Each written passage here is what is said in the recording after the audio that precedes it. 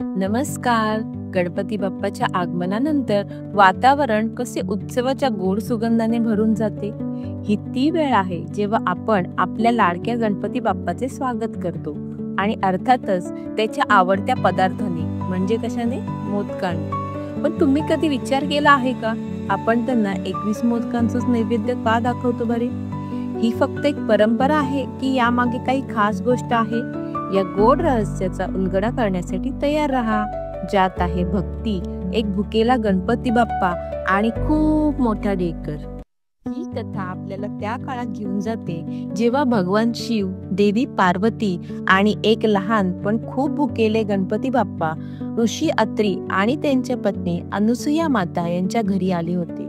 अनुसूया त्यांच्या आदरातिथ्यासाठी प्रसिद्ध होत्या आणि त्यांनी ठरवलं होतं की जोपर्यंत गणपती बाप्पाची अफाट भूक पूर्ण होत नाही तोपर्यंत त्या भगवान शिवाला भोजन देणार नाहीत. हे काम सोपं वाटत होतं, बरोबर? पण गणपती त्यांची खेळकर आणि खादाड वृत्ती दाखवत खातच राहिले आणि त्यांची भूक काही केल्या थांबत नव्हती. गणपती बाप्पाची भूक काही केल्या थांबत नाही हे पाहून अनुसूया मातेने आपल्या आध्यात्मिक ज्ञानाचा वापर करून काहीतरी वेगळे करायचं ठरवलं. त्यांनी गणपतीला एका पाठोपाठ एक पदार्थ देण्याऐवजी फक्त एक छोटा गोड मोदक दिला. गणपतीने तो एक मोदक खाल्ल्याबरोबर त्यांनी एक मोठा समाधानाचा ढेकर दिला, जो त्यांची भूक झाल्याचं चिन्ह होता. पण ह्या कथेतील सर्वात आश्चर्यकारक भाग काय हे माहितीये?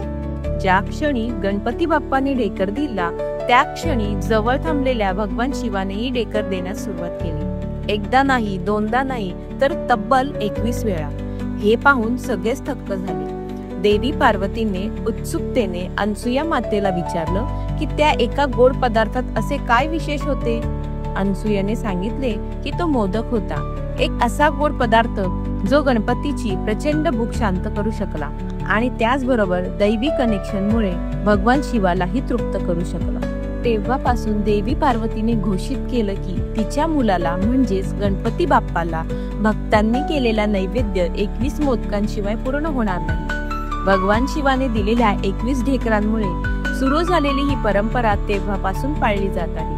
हा मोदकांवरील गणपतीच्या प्रेमाचा एक गोड पुरावा आहे आणि गणपती आणि त्यांच्या वडिलांमधील दैवी पुढच्या वेळी जेव्हा तुम्ही गणपती बाप्पाला 21 मोदकांचा नैवेद्य दाखवलेला पाहाल तेव्हा तुम्हाला कळेल की प्रत्येक मोदक समाधानाच्या एक दैवी ढेकराचं प्रतीक आहे, जो आरंभ देवाच्या प्रेमाचे आणि आदराचे प्रतीक आहे.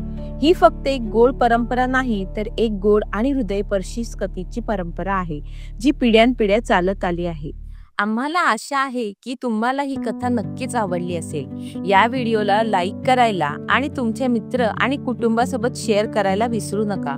आणि हो, अशाच आणखी रंजक कथांसाठी आमच्या चॅनलला सबस्क्राईब करायला विसरू नका. धन्यवाद.